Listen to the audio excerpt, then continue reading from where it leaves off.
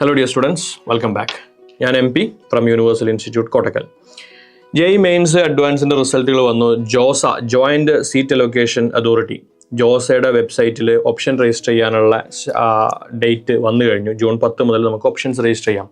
അപ്പോൾ ഓപ്ഷൻ രജിസ്ട്രേഷനുമായി ബന്ധപ്പെടുത്തി യൂണിവേഴ്സിറ്റിയിലെ സ്റ്റുഡൻസും അല്ലാത്ത സ്റ്റുഡൻസ് ഒരുപാട് ക്വസ്റ്റ്യൻസ്, ഒരുപാട് വറീഡായിട്ട് അല്ലെങ്കിൽ ഒരു സൊല്യൂഷൻ അല്ലെങ്കിൽ എങ്ങനെയൊക്കെയാണ് ഓപ്ഷൻസ് രജിസ്റ്റർ ചെയ്യേണ്ടത് എന്നുള്ളത് കണ്ടെത്താനുള്ള ഭയങ്കരമായ ബുദ്ധിമുട്ടിലാണ് പലരുള്ളത്. പല എൻക്വയറീസ് നമുക്ക് വരുന്നുണ്ട്. യൂണിവേഴ്സിറ്റിയിലെ സ്റ്റുഡൻസിന് ഓൾറെഡി നമ്മളൊരു മീറ്റിംഗ് സംഘടിപ്പിച്ചിരുന്നു. ഇനി ആ മീറ്റിങ്ങിൽ പങ്കെടുക്കാത്തവർക്കും മറ്റുള്ള സ്റ്റുഡൻസിനൊക്കെ ആയിട്ട് എൻ്റെ ചില അഭിപ്രായങ്ങളും നിങ്ങൾ പ്രത്യേകം ശ്രദ്ധിക്കേണ്ട കാര്യങ്ങളും മെൻഷൻ ചെയ്യാനാണ് നമ്മൾ ഈ വീഡിയോയിലൂടെ ഉദ്ദേശിക്കുന്നത്. അപ്പം ഇത് ആവശ്യമുള്ളവർക്ക് ഓപ്ഷൻസ് എങ്ങനെ രജിസ്റ്റർ ചെയ്യണം എന്ന് കണ്ടെത്താൻ പറ്റാതെ ബുദ്ധിമുട്ടുന്ന ആരെങ്കിലും നിങ്ങളുടെ ഫ്രണ്ട്സ് ആയിട്ടുണ്ടെങ്കിൽ അവർക്കും കൂടെ ഷെയർ ചെയ്ത് കൊടുക്കാവുന്നതാണ്. ഇതൊരു മൾട്ടി വേരിയബിൾ സിറ്റുവേഷൻ ആണ്. ഒരുപാട് പാരാമീറ്റേഴ്സ് നമ്മൾ ചൂസ് ചെയ്യുന്ന അല്ലെങ്കിൽ നമ്മുടെ ഓപ്ഷൻ രജിസ്ട്രേഷനെ ബാധിക്കുന്നതാണ്. അതുകൊണ്ട് തന്നെ ഫസ്റ്റ് ഓഫ് ഓൾ ആദ്യം നിങ്ങൾ മനസ്സിലാക്കേണ്ടത് ഒരു perfect college, perfect course, perfect solution എന്ന് പറയുന്നൊരു സിറ്റുവേഷൻ ഉണ്ടാവില്ല. ഓക്കെ, അപ്പോൾ എവിടെയെങ്കിലുമൊക്കെ ചില തരത്തിലുള്ള കോംപ്രമൈസുകൾ നമുക്ക് ആവശ്യമായിട്ട് വരും. അപ്പോൾ അത് മനസ്സിലാക്കിയിട്ടോ there is no perfect answer for this question. ഈ ഒരു സിറ്റുവേഷനിൽ നമുക്കൊരു പെർഫെക്റ്റ് ആൻസർ അത് മനസ്സിലാക്കിയിട്ടാണ് നിങ്ങൾ ഓപ്ഷൻസ് രജിസ്റ്റർ ചെയ്യേണ്ടത്. അവിടെ കൺസിഡർ ചെയ്യേണ്ട മെയിൻ പോയിന്റ്സ് ഞാൻ ആദ്യം ഒന്ന് പറയാം, നമുക്ക് അതിൻ്റെ ഡീറ്റെയിൽസിലേക്ക് പിന്നെ കടക്കാം. ഏത് കോഴ്സാണ് നിങ്ങൾ എടുക്കുന്നത്? അപ്പോൾ കോഴ്സ് ഏതാണെന്ന് പറയുമ്പോൾ +2 കഴിഞ്ഞൊരു സ്റ്റുഡൻറ്റിനെ സംബന്ധിച്ചിടത്തോളം ഒരുപാട് എഞ്ചിനീയറിംഗ് ഡിപ്പാർട്ട്മെന്റ്സ് ഉണ്ട്. അതൊക്കെ എന്താണ് എന്നുള്ളത് കൃത്യമായിട്ട് അറിയണം എന്നില്ല. പക്ഷേ അറിയാൻ പറ്റാവുന്ന കാര്യങ്ങൾ നിങ്ങൾക്ക് യൂട്യൂബിൽ വീഡിയോസ് ഉണ്ടാവും. ഫോർ എക്സാമ്പിൾ എന്താണ് കെമിക്കൽ എഞ്ചിനീയറിംഗ്? കെമിസ്ട്രിയുമായിട്ട് കെമിക്കൽ എഞ്ചിനീയറിംഗ് കാര്യമായ ബന്ധമൊന്നുമില്ല. എന്താണ് നേവൽ ആർക്കിടെക്ചർ? അതൊരു ആർക്കിടെക്ചർ കോഴ്സ് ആണോ എന്ന് സംശയിക്കുന്നവരോട് പറയാനുള്ളത്, നേവൽ ആർക്കിടെക്ചർ ഒരിക്കലും ഒരു ആർക്കിടെക്ചർ കോഴ്സ് അല്ല. അപ്പോൾ എന്താണ് നേവൽ ആർക്കിടെക്ചർ? അതുപോലെ തന്നെ മറ്റേതെങ്കിലും ഇപ്പോൾ ഫോർ എക്സാമ്പിൾ എന്താണ് ബയോടെക്നോളജി? ബയോടെക്നോളജി മേ ബി നിങ്ങൾക്ക് അറിയുന്നുണ്ടാവും. സിവിൽ എഞ്ചിനീയറിംഗ് നമുക്ക് പലർക്കും കോമൺ ആയിട്ട് അറിയുന്നതാണ്. ഇലക്ട്രിക്കലിൽ തന്നെ കുറച്ചും കൂടി ഡീവിയേറ്റ് ചെയ്ത് എന്താണ് instrumentation? What's the difference between electronics and communication and electrical and electronics? അങ്ങനെയുള്ള കാര്യങ്ങൾ ഓരോരോ ഡിപ്പാർട്ട്മെന്റുകളെ പറ്റിയും നിങ്ങൾ കൃത്യമായിട്ട് അറിയാൻ ശ്രമിക്കണം. നിങ്ങൾക്ക് ഏതെങ്കിലും ഒരു പ്രത്യേക ഡിപ്പാർട്ട്മെന്റുകളിൽ ആപ്റ്റിറ്റ്യൂഡ് ഉണ്ടെങ്കിൽ നിങ്ങൾക്ക് ഡെഫിനറ്റ്ലി അത് ചൂസ് ചെയ്യാവുന്നതാണ്. നിങ്ങൾക്ക് താല്പര്യം ഉണ്ടെങ്കിൽ ചൂസ് ചെയ്യാവുന്നതാണ്. അതേസമയം ഒരു പ്രത്യേക ഡിപ്പാർട്ട്മെന്റ് മനസ്സിലാക്കിയതിന് ശേഷം, തെറ്റിദ്ധാരണകൾ തിരുത്തിയതിന് ശേഷം ഒരു പ്രത്യേക ഡിപ്പാർട്ട്മെന്റിനോട് നിങ്ങൾക്ക് യാതൊരു താല്പര്യവുമില്ല എങ്കിൽ ശ്രദ്ധിക്കേണ്ട കാര്യം, ആ ഒരു കോഴ്സ് നിങ്ങൾ ഓപ്ഷൻസിൽ എവിടെയും കൊടുക്കേണ്ടതില്ല. ഓക്കെ, ഒരു പ്രത്യേക ഡിപ്പാർട്ട്മെന്റ് നിങ്ങൾക്ക് അത് കിട്ടിയാലും ഞാൻ പോകില്ല, എനിക്ക് അതിൽ യാതൊരു താല്പര്യമില്ല, അതിപ്പോൾ കൃത്യമായിട്ട് എനിക്ക് അറിയാം ആ കോഴ്സ് എന്താണ്, യാതൊരു താല്പര്യവും എനിക്കില്ല എങ്കിൽ അങ്ങനെയുള്ള ഓപ്ഷൻസ് നിങ്ങൾ കൊടുക്കേണ്ടതില്ല. ഒന്ന്. രണ്ടാമത്തെ കാര്യം, ഏതാണ് കോളേജ്? അവിടെ കോളേജിൻ്റെ കാര്യം പറയുമ്പോൾ ആ ക്യാമ്പസ് എൻവിറോൺമെൻറ്റ് എങ്ങനെയാണ് എന്നുള്ളത് നമുക്ക് കൃത്യമായിട്ട് അറിയണം. അതുപോലെ തന്നെ അതിൻ്റെ എക്സ്പോഷർ, ഇപ്പോൾ IITs, NITs, അതുപോലെ തന്നെ IIITs, നാട്ടിലുള്ള എഞ്ചിനീയറിംഗ് കോളേജുകൾ ഒക്കെ ഡിഫറൻറ്റ് ലെവലിലാണ്. NIRF റാങ്കിങ്ങിൻ്റെ അടിസ്ഥാനത്തിൽ ഞാൻ ഒരു റാങ്ക് ലിസ്റ്റ് നിങ്ങൾക്ക് പ്രൊവൈഡ് ചെയ്യാൻ ഞാൻ ഉദ്ദേശിക്കുന്നുണ്ട്. ജോസയിൽ വരുന്ന കോളേജുകളെ ഒരു NIRF റാങ്കിങ്ങിൻ്റെ അടിസ്ഥാനത്തിൽ, അതിൻ്റെ എക്സ്പോഷറിൻ്റെ അടിസ്ഥാനത്തിൽ എൻ്റെ ഒരു അണ്ടർസ്റ്റാൻഡിങ് വെച്ച് ഞാനൊരു റാങ്കിങ് കൊടുത്തിട്ടുണ്ട്, അല്ലെങ്കിൽ ഞാനൊരു സെറ്റ് ഓഫ് ഗ്രൂപ്പ്സ് ആക്കിയിട്ടുണ്ട്. അപ്പോൾ നമുക്കത് ഡിസ്കസ് ചെയ്യാം. അപ്പോൾ ക്യാമ്പസ് എൻവിറോൺമെൻറ്റ്, ഇപ്പോൾ IITയിൽ, പഴയ IITയിൽ ഫോർ എക്സാമ്പിൾ മദ്രാസ്, ബോംബെ, ഡൽഹി പോലെയുള്ള, കാൺപൂർ, ഖരഗ്പൂരുള്ള IITകൾ കിട്ടുന്ന ആ ഒരു എക്സ്പോഷർ NITകളിൽ ഉണ്ടാവില്ല. എന്നാൽ വളരെ റീസെൻ്റ് ആയിട്ടുള്ള IIT പാലക്കാടോ തിരുപ്പതിയോ പോലുള്ള IITകളും ബെറ്റർ എക്സ്പോഷറും ക്യാമ്പസ് എൻവിറോൺമെൻറ്റും നിങ്ങൾക്ക് കാലിക്കറ്റ് NIT പോലെയുള്ള അല്ലെങ്കിൽ സൂറത്ത് ട്രിച്ചി NIT പോലുള്ള NITകളിൽ ലഭിക്കും എന്നതും കൃത്യമായിട്ട് നിങ്ങൾക്ക് NIRF റാങ്കിങ്ങിൽ നിന്ന് മനസ്സിലാക്കാം. മൂന്നാമത്തത്, നമ്മൾ ഏതെങ്കിലും ഒരു കോളേജ് ചൂസ് ചെയ്യുന്ന സമയത്ത് കുറച്ച് ലോവർ റാങ്കിലൊക്കെയാണ് നമ്മളുള്ളതെങ്കിൽ ഏതെങ്കിലും കോളേജുകളിൽ എവിടെയെങ്കിലും കിട്ടാവുന്ന ഒരു സാഹചര്യം ചിലപ്പോൾ ഉണ്ടാവും. അവിടെയുള്ളൊരു ഇഷ്യൂ എന്താണെന്ന് വെച്ച് കഴിഞ്ഞാൽ, നമ്മൾ ചൂസ് ചെയ്യുന്ന കോളേജിൻ്റെ ലൊക്കേഷൻ ആൻഡ് കണക്ടിവിറ്റി കുറച്ച് ദൂരെയാണ് എന്നുള്ള പ്രശ്നമല്ല. ഫോർ എക്സാമ്പിൾ ഡൽഹി, കേരളത്തിൽ സംബന്ധിച്ചിടത്തോളം ഡൽഹി അത്യാവശ്യം ദൂരെയുള്ളൊരു സ്ഥലമാണ്. പക്ഷേ ഡൽഹിയിലേക്ക് നമുക്ക് നല്ല കണക്ടിവിറ്റി ഉണ്ട്. മീൻസ് ട്രെയിൻ, അതുപോലെ തന്നെ ഫ്ലൈറ്റ് ഡയറക്റ്റ് ആയിട്ട് നമുക്ക് ഓൺ എ ഡെയിലി ബേസിസ് കേരളത്തിൽ നിന്ന് ഡൽഹിയിലേക്ക് ട്രെയിനുകളുണ്ട്. ഫ്ലൈറ്റും ഡയറക്റ്റ് ആയിട്ടുള്ള ഫ്ലൈറ്റുകളൊക്കെ കിട്ടാൻ നമുക്ക് നല്ല സാധ്യതയുണ്ട്. എന്നാൽ അതേസമയം ആസാം എന്ന് പറയുന്ന ഒരു സ്ഥലത്ത്, IIT ഗുവാഹത്തി ആസാമിലാണ്, അവിടെ ചെന്ന് എത്തണമെന്നുണ്ടെങ്കിൽ നമുക്ക് പ്രയാസമാണ്. ഡയറക്റ്റ് ഫ്ലൈറ്റുകൾ ഉണ്ടാവാൻ സാധ്യത കുറവാണ്. ട്രെയിനുകൾ ഉണ്ടെങ്കിൽ തന്നെ ഡെയിലി ബേസിസിൽ ഉണ്ടാവണം എന്നില്ല.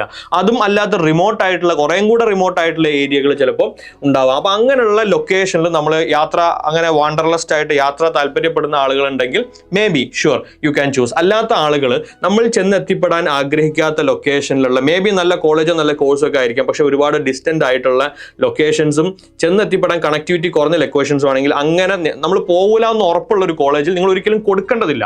ഓപ്ഷൻസിൽ അത് ഇൻക്ലൂഡ് ചെയ്യാതിരിക്കുകയാണ് ഏറ്റവും ബെറ്റർ. കാരണം എന്തെങ്കിലും കാരണവശാൽ നിങ്ങൾ അത് കൊടുത്തു, ഓപ്ഷൻസിന്റെ അല്ലെങ്കിൽ അലോട്ട്മെന്റ് വരുമ്പോൾ നിങ്ങൾക്ക് ആ അലോട്ട്മെന്റ് ആണ് കിട്ടുന്നതെങ്കിൽ നമുക്ക് വേറൊരു അതിനെ അപ്ഗ്രേഡ് അല്ലെങ്കിൽ ഹയർ ലെവലിലുള്ള അല്ലെങ്കിൽ അപ്പർ ഓപ്ഷൻസിലേക്ക് പോകുന്നില്ല എങ്കിൽ നമ്മൾ നിർബന്ധിതരാകും അങ്ങനെ ഒരു സ്ഥലത്ത് പോകാൻ. അപ്പോൾ ആ ഒരു സാധ്യത ഒഴിവാക്കാൻ നിങ്ങൾ ചെയ്യേണ്ടത്, നിങ്ങൾ പോകാൻ സാധ്യത ഇല്ലാത്തൊരു ലൊക്കേഷനിലുള്ള പോകാൻ സാധ്യത ഇല്ലാത്തൊരു കോഴ്സ്, ഈ രണ്ട് കാര്യങ്ങൾ, പോകാൻ സാധ്യതയില്ലാത്ത കോഴ്സ്, പോകാൻ സാധ്യതയില്ലാത്ത ലൊക്കേഷൻ, അങ്ങനെയുള്ള രണ്ട് കോമ്പിനേഷൻസും ഒരു കാരണവശാലും നിങ്ങളുടെ ഓപ്ഷൻസിൽ വരേണ്ടതില്ല എന്നാണ് എൻ്റെ അഭിപ്രായം. മൂന്നാമത്, നിങ്ങൾ പ്ലേസ്മെന്റ് ആണോ ഫോക്കസ് ചെയ്യുന്നത്, ഹയർ സ്റ്റഡീസ് ആണോ ഫോക്കസ് ചെയ്യുന്നത്, അങ്ങനെയുള്ള വ്യത്യാസങ്ങളുണ്ട്. കോർ ജോബുകളാണോ നോൺ കോർ ജോബുകളാണോ? ഒരു റിപ്പീറ്റ് ചെയ്ത് അല്ലെങ്കിൽ പ്ലസ് ടുവിൻ്റെ കൂടെ കഴിഞ്ഞ ഒരാളെ സംബന്ധിച്ചിടത്തോളം ഇതൊക്കെ എന്താണെന്ന് മനസ്സിലാക്കാൻ പരിമിതികൾ ഉണ്ടാവും. ബട്ട് സ്റ്റിൽ ഞാൻ ചെറുതായിട്ടൊന്ന് എക്സ്പ്ലെയിൻ ചെയ്യാം. നമ്മൾ പഠിച്ച അതേ ഡിപ്പാർട്ട്മെന്റിൽ നിന്ന് ജോബ് എടുക്കുന്നതിനാണ് നമ്മൾ കോർ ജോബ്. അല്ലാത്ത ഡിപ്പാർട്ട്മെന്റുകൾ, അതായത് എഞ്ചിനീയറിംഗ് കഴിഞ്ഞ ശേഷം അനലറ്റിക്സിലോ മറ്റ് സോഫ്റ്റ്വെയറിലോ ഒക്കെ മെക്കാനിക്കൽ എഞ്ചിനീയറിംഗ് ഒക്കെ കഴിഞ്ഞിട്ട് സോഫ്റ്റ്വെയറിൽ വർക്ക് ചെയ്യുക എന്ന് പറയുന്നത് നോൺ കോർ ജോബാണ്. എന്നാൽ കമ്പ്യൂട്ടർ സയൻസ് പഠിച്ച് കഴിഞ്ഞവരെ സംബന്ധിച്ചിടത്തോളം സോഫ്റ്റ്വെയറിൽ വർക്ക് ചെയ്യുക എന്ന് പറയുന്നത് കോർ ജോബാണ്.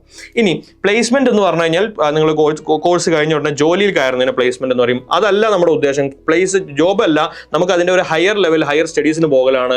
അത് തന്നെ എസ്പെഷ്യലി യൂറോപ്പ്, US പോലുള്ള സ്ഥലങ്ങളിൽ ഹയർ സ്റ്റഡീസ് ആണ് നമ്മൾ ഉദ്ദേശിക്കുക.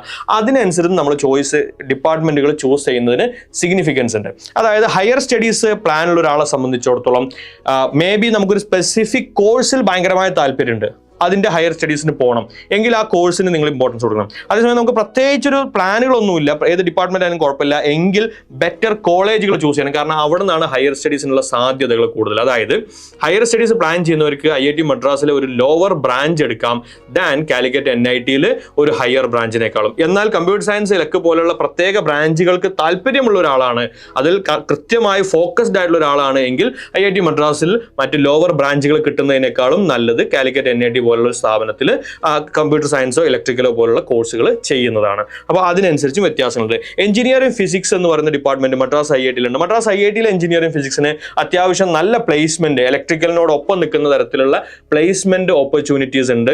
എന്നാൽ ബോംബെ IITയിലും ഡൽഹി IITയിലൊക്കെ പോലെയുള്ള എഞ്ചിനീയറിംഗ് ഫിസിക്സ് സ്റ്റുഡൻസ്, അവിടെയുള്ള കുട്ടികൾ കൂടുതലായിട്ടും പ്ലേസ്മെന്റിനേക്കാളും അവിടെ കൂടുതൽ കുട്ടികളും ആ എഞ്ചിനീയറിംഗ് ഫിസിക്സ് ഡിപ്പാർട്ട്മെന്റ് ചെയ്യുന്നവർ ഹയർ സ്റ്റഡീസിന് പോകാനാണ് താല്പര്യപ്പെടുന്നത്. ഈ കാലിക്കറ്റ് NITയിലുള്ള സാധ്യത അങ്ങനെ തന്നെയാണ്. കാലിക്കറ്റ് NITയിലും എഞ്ചിനീയറിംഗ് ഫിസിക്സിന് അത്രത്തോളം പ്ലേസ്മെന്റ് തീരെ മോശമാണെന്നല്ല, ഹയർ സ്റ്റഡീസ് പ്രിഫർ ചെയ്യുന്നവരാണ് കൂടുതലും എഞ്ചിനീയറിംഗ് ഫിസിക്സ് എടുക്കുന്നത്. എന്നാൽ മദ്രാസ് IITയിൽ അതൊരു സ്പെഷ്യൽ കേസാണ്. മദ്രാസ് IITയിലെ എഞ്ചിനീയറിംഗ് ഫിസിക്സിന് ഇലക്ട്രിക്കൽ ഡിപ്പാർട്ട്മെന്റിന്റെ ഒപ്പത്തിനൊപ്പം നിൽക്കുന്ന തരത്തിൽ തന്നെ പ്ലേസ്മെന്റ് ഉണ്ട് എന്നാണ് നമുക്ക് ഇപ്പോൾ നമ്മളെ സ്റ്റുഡൻസ് ഒക്കെ അവിടെ ഉണ്ട്, നമ്മൾ അവിടുന്ന് ഡിസ്കസ് ചെയ്ത് മനസ്സിലാക്കുന്ന കാര്യം. Now, circuit branches and non circuital branches, അതായത് computer science, electrical, electronics and communication, instrumentation പോലെ ഇലക്ട്രിക്കൽ ഡിപ്പാർട്ട്മെന്റും കമ്പ്യൂട്ടർ സയൻസ് ഡിപ്പാർട്ട്മെന്റുമായിട്ട് കണക്ട് ചെയ്തിരിക്കുന്നതിനെയാണ് നമ്മൾ സർക്യൂട്ട് ബ്രാഞ്ചസ് എന്ന് വിളിക്കാറുള്ളത്. അതല്ലാതെ നോൺ സർക്യൂട്ട് ബ്രാഞ്ചസ് എന്ന് പറഞ്ഞാൽ ഫോർ എക്സാമ്പിൾ മെക്കാനിക്കൽ, അതുപോലെ തന്നെ സിവിൽ എഞ്ചിനീയറിംഗ് പോലെയുള്ള നേവൽ ആർക്കിടെക്ചർ, കെമിക്കൽ എഞ്ചിനീയറിംഗ് പോലെയാണ് non circuit branches. Now circuit ബ്രാഞ്ചസിന് യൂഷ്വലി പ്ലേസ്മെന്റ് പാക്കേജുകൾ കൂടുതലായിരിക്കും, എസ്പെഷ്യലി കോർ കമ്പനികളിൽ. അതിൽ തന്നെ മനസ്സിലാക്കേണ്ടത് കമ്പ്യൂട്ടർ സയൻസിന്റെ പ്ലേസ്മെന്റിന്റെ തൊട്ടിപ്പോൾ നമുക്ക് ലാസ്റ്റ് ക്ലോസിംഗ് റാങ്ക് ഒക്കെ നോക്കിക്കഴിഞ്ഞാൽ നിങ്ങൾക്ക് മനസ്സിലാവുന്ന ഒരു കാര്യം, കമ്പ്യൂട്ടർ സയൻസ്, അത് കഴിഞ്ഞാൽ ഇലക്ട്രിക്കൽ, അത് കഴിഞ്ഞാൽ മെക്കാനിക്കൽ, അപ്പോൾ IITസിലൊക്കെ ആണെങ്കിൽ മെക്കാനിക്കലോ അല്ലെങ്കിൽ കെമിക്കലോ എഞ്ചിനീയറിംഗ് ഫിസിക്സോ, മദ്രാസ് IITയിൽ എഞ്ചിനീയറിംഗ് ഡിസൈൻ വരും, എയറോസ്പേസ് വരും, അങ്ങനെയൊക്കെയാണ്. അപ്പോൾ റാങ്കിങ് ഒരേ ഒരു ഫോർമാറ്റിലാണ് പോകുന്നതെങ്കിലും അവരുടെ പ്ലേസ്മെന്റുകൾ തമ്മിൽ നല്ല ഡിഫറൻസ് എന്ന് മനസ്സിലാക്കണം. കമ്പ്യൂട്ടർ സയൻസ് ഒരു ഹയർ ലെവലിലാണ്, അതിൽ നിന്ന് അത്യാവശ്യം കുറച്ച് താഴെ ആയിട്ട് തന്നെയാണ്. എന്ന് വെച്ചാൽ അവർക്കിടയിൽ നല്ല ഡിഫറൻസ് ഉണ്ട്. ഇലക്ട്രിക്കലിന്റെ ഒരു പ്ലേസ്മെന്റ് പാക്കേജ് റേഞ്ച് വരുന്നത് അതിൽ നിന്നും കുറേം കൂടെ താഴെ ആയിട്ടാണ് മെക്കാനിക്കൽ, നോൺ സർക്യൂട്ട് ബ്രാഞ്ചസിലേക്ക് വരുന്നത്. അപ്പം റാങ്കിങ്ങിൽ നിങ്ങൾ ഒരുപോലെ അത് കാണുന്നുവെങ്കിലും റാങ്കിങ്ങിൽ നിങ്ങൾ ഒന്നിന്റെ തൊട്ട് താഴെയായിട്ട് മറ്റൊന്ന് കാണുന്നെങ്കിലും അവരുടെ പ്ലേസ്മെന്റ് റേഞ്ച് എന്ന് പറയുന്നത് ഡിഫറെന്റ് സ്ലാബുകൾ പോലെ തന്നെയാണ് എന്ന് നിങ്ങൾ മനസ്സിലാക്കണം. അതായത് കമ്പയറബിൾ ആയിട്ടുള്ള കോളേജുകളാണെങ്കിൽ, കമ്പയറബിൾ ആയിട്ടുള്ള ക്യാമ്പസ് എൻവിറോൺമെന്റ് ആണ് എങ്കിൽ അവിടെ നിങ്ങൾ ഏറ്റവും ബെറ്റർ ബ്രാഞ്ച് ഏതാണ് അതിനാണ് ഇമ്പോർട്ടൻസ് കൊടുക്കുന്നത്. ഇപ്പോൾ ഫോർ എക്സാമ്പിൾ NIT കാലിക്കറ്റും NIT ട്രിച്ചിയും. NIT Trichy is the best NITകളുടെ കൂടുതൽ ഏറ്റവും ബെസ്റ്റ് NIT ട്രിച്ചിയാണ്. NIT ട്രിച്ചിയിൽ നമുക്കൊരു കെമിക്കൽ എഞ്ചിനീയറിംഗ് കിട്ടും. കെമിക്കൽ എഞ്ചിനീയറിംഗ് നോൺ സർക്യൂട്ട് ബ്രാഞ്ചാണ്. നോൺ സർക്യൂട്ടിൽ തന്നെ അത്യാവശ്യം നല്ല ബ്രാഞ്ചായിട്ട്, അതായത് പ്ലേസ്മെന്റ് ഒക്കെ വരുന്ന ബ്രാഞ്ചാണ്. ആ NIT ട്രിച്ചിയിലെ കെമിക്കൽ എഞ്ചിനീയറിംഗും NIT കാലിക്കറ്റ് NIT അത്ര മോശമൊന്നുമല്ല, എന്നാൽ NIT ട്രിച്ചിന്റെയും സൂറത്കലിന്റെ ഒക്കെ താഴെയാണ് റാങ്കിങ്ങിൽ, NIRF റാങ്കിങ്ങിൽ വരുന്നത്. ഒരു 5ാം സ്ഥാനത്തൊക്കെ നിൽക്കുന്ന ഒരു NIT ആണ് മൊത്തം NITകളുടെ കൂട്ടത്തിൽ NIT കാലിക്കറ്റ്. NIT കാലിക്കറ്റിൽ നമുക്ക് ഹോം സ്റ്റേറ്റ് കോട്ടയൊക്കെ ഉള്ളതുകൊണ്ട് ഇലക്ട്രോണിക്സ് കിട്ടുമെങ്കിൽ ഡെഫിനറ്റ്ലി അവിടെ അത് കമ്പയറബിൾ NITs ആണ്. ഒരു NIT ട്രിച്ചി മുകളിലും NIT കാലിക്കറ്റ് താഴെയാണെങ്കിലും ഇലക്ട്രോണിക്സ് ആൻഡ് കമ്മ്യൂണിക്കേഷൻ എന്ന് പറഞ്ഞ ഡിപ്പാർട്ട്മെന്റ് കെമിക്കലിനേക്കാൾ ഒരുപാട് മുകളിൽ നിൽക്കുക. അപ്പോൾ അതുകൊണ്ട് ആ ഡിപ്പാർട്ട്മെന്റിനാണ് നിങ്ങൾ പ്രിഫറൻസ് കൊടുക്കണം. അപ്പോൾ കമ്പയറബിൾ കോളേജുകളാണ് എങ്കിൽ സർക്യൂട്ട് ബ്രാഞ്ചസ് കിട്ടുമെങ്കിൽ അതാണ് നിങ്ങൾ പ്രിഫർ ചെയ്യേണ്ടത്. ഇത് NITകൾക്ക് കമ്പാരിസൺ ആണ്. ഈ NIT കാലിക്കറ്റ് ഒരിക്കലും IIT മദ്രാസിലെ കെമിക്കൽ എഞ്ചിനീയറിംഗ് ആയിട്ട് ഡിഫറൻസ് വരും. അതായത് IIT മദ്രാസിൽ നിങ്ങൾക്ക് കെമിക്കൽ എഞ്ചിനീയറിംഗ് കിട്ടും, NIT കാലിക്കറ്റിൽ നിങ്ങൾക്ക് CS കിട്ടും. IIT Madras, NIT Calicut. ഇവിടെ കെമിക്കലാണ്, ഇവിടെ CS ആണ്. CS ഡെഫിനറ്റ്ലി നല്ല ബ്രാഞ്ചാണ്. നിങ്ങൾക്ക് CS-നോട് കൃത്യമായ ഒരു ആപ്റ്റിറ്റ്യൂഡ് ഉണ്ട്, CS മതി എന്ന് ഉറപ്പിച്ച ഒരാളാണെങ്കിൽ definitely you go for that. എന്നാൽ ക്യാമ്പസും അത് നമുക്കൊരു കൃത്യമായ ഒരു പ്രശ്നമൊന്നുമില്ല, CS ആയാലും കെമിക്കൽ ആയാലും എന്തായാലും പഠിച്ചു നോക്കാം എന്നൊരു ആറ്റിറ്റ്യൂഡ് ആണ് എങ്കിൽ choose the better college. IIT Madras definitely better campus എൻവിറോൺമെന്റും ഇന്റർനാഷണൽ എക്സ്പോഷറിന്റെ കാര്യത്തിൽ NIT കാലിക്കറ്റിനും NIT ട്രിച്ചിയേക്കാളൊക്കെ ഒരുപാട് മുകളിലാണ് IIT മദ്രാസ് ഒക്കെ വരിക. അപ്പോൾ അവിടെ കുറച്ച് താഴെയുള്ള ബ്രാഞ്ച്, ഇപ്പോൾ CS-നെ കമ്പയർ ചെയ്യുമ്പോൾ കുറച്ച് താഴെയുള്ള ബ്രാഞ്ച് ആണെങ്കിലും മോശമല്ല. നമ്മൾ ഡെഫിനറ്റ്ലി ഒരു ബ്രാഞ്ചിലേക്ക് ഫോക്കസ്ഡ് ആണെങ്കിൽ you can go for that. അടുത്ത പോയിന്റ് പറയാനുള്ളത്, നിങ്ങൾ ഓപ്ഷൻസ് കൊടുക്കുമ്പോൾ സാധാരണ സ്റ്റുഡൻസ് ചെയ്യുന്ന ഒരു കാര്യം എന്ന് പറയുന്നത് നമുക്ക് കണ്ട റാങ്ക് വെച്ച് നമുക്ക് കിട്ടാവുന്ന ഏറ്റവും ബെസ്റ്റ് ഓപ്ഷൻസും അല്ലെങ്കിൽ ബെസ്റ്റ് കോളേജുകളും ഓപ്ഷൻസ് ഒക്കെ നമ്മൾ നോക്കി വെച്ചിട്ടുണ്ടാവും. എന്നിട്ട് അതാണ് ഫസ്റ്റ് ഓപ്ഷൻ ആയിട്ട് കൊടുക്കുക. അങ്ങനെയല്ല ചെയ്യേണ്ടത്.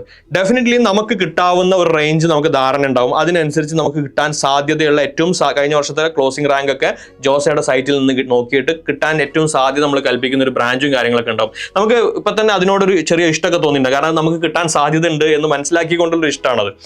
അവിടെ മനസ്സിലാക്കേണ്ടത് അതിന്റെ താഴേക്കുള്ളതും അതിന്റെ മുകളിലേക്കും കുറച്ചെങ്കിലും ലെവലിൽ നിങ്ങൾ കൊടുത്തിരിക്കണം. കാരണം ഇൻ കേസ് ഇപ്രാവശ്യം എന്തെങ്കിലുമൊക്കെ ട്രെൻഡിൽ ചെറിയ ചെറിയ ഷിഫ്റ്റ് അങ്ങോട്ടും ഇങ്ങോട്ടൊക്കെ വരികയാണെങ്കിൽ അതിനേക്കാളും ബെറ്റർ ആയിട്ടുള്ള ഓപ്ഷൻസ് അവിടെ ഉണ്ടായിരിക്കണം. എന്നാലേ, കാരണം 18-ാം തീയതി ഓപ്ഷൻ രജിസ്ട്രേഷൻ ക്ലോസ് ചെയ്ത് കഴിഞ്ഞാൽ പിന്നെ നമുക്ക് ഒരിക്കലും ഓപ്ഷൻസ് മാറ്റാൻ പറ്റില്ല. നമുക്ക് അതിൽ നിന്ന് ഒന്ന് കിട്ടിക്കഴിഞ്ഞാൽ ഫ്രീസ് ചെയ്യാം, അതുപോലെ തന്നെ ഫ്ലോട്ട് ചെയ്യാം, സ്ലൈഡ് ചെയ്യാം. ഇതൊക്കെ എന്താണ് എന്നുള്ളത് നിങ്ങൾക്ക് ഓൾറെഡി അറിയുന്നുണ്ടാവും. X&Y universal JEE channel already Shafeer sir അത് വളരെ ഡീറ്റെയിൽ ആയിട്ട് അങ്ങനത്തെ കാര്യങ്ങളൊക്കെ എക്സ്പ്ലെയിൻ ചെയ്തിട്ടുണ്ട്. നിങ്ങൾക്ക് വേണമെങ്കിൽ ആ വീഡിയോയും ചെക്കൗട്ട് ചെയ്യാം. അപ്പോൾ ഒരു പ്രാവശ്യം ഓപ്ഷൻസ് ലോക്ക് ചെയ്ത് കഴിഞ്ഞാൽ, അഥവാ 18-ാം തീയതി ലോക്ക് ചെയ്ത് കഴിഞ്ഞാൽ പിന്നെ നിങ്ങൾക്ക് എന്തില്ല, അഡീഷണൽ ആയിട്ട് ഓപ്ഷൻ കൊടുക്കാനൊന്നും പറ്റില്ല. അപ്പോൾ ഡെഫിനറ്റ്ലി നമുക്ക് കിട്ടാൻ സാധ്യത ഉള്ളതിന്റെ മുകളിലും അഥവാ സാധ്യത കുറച്ച് കുറവായതുമായ ഡിപ്പാർട്ട്മെന്റ്സും ബ്രാഞ്ചുകളും കോളേജുകളും ഓപ്ഷൻസ് നിങ്ങളായിട്ട് മുകളിൽ കീപ്പ് ചെയ്തിട്ടുണ്ടായിരിക്കണം. അത് നിർബന്ധമായിട്ടും ചെയ്തിരിക്കണം.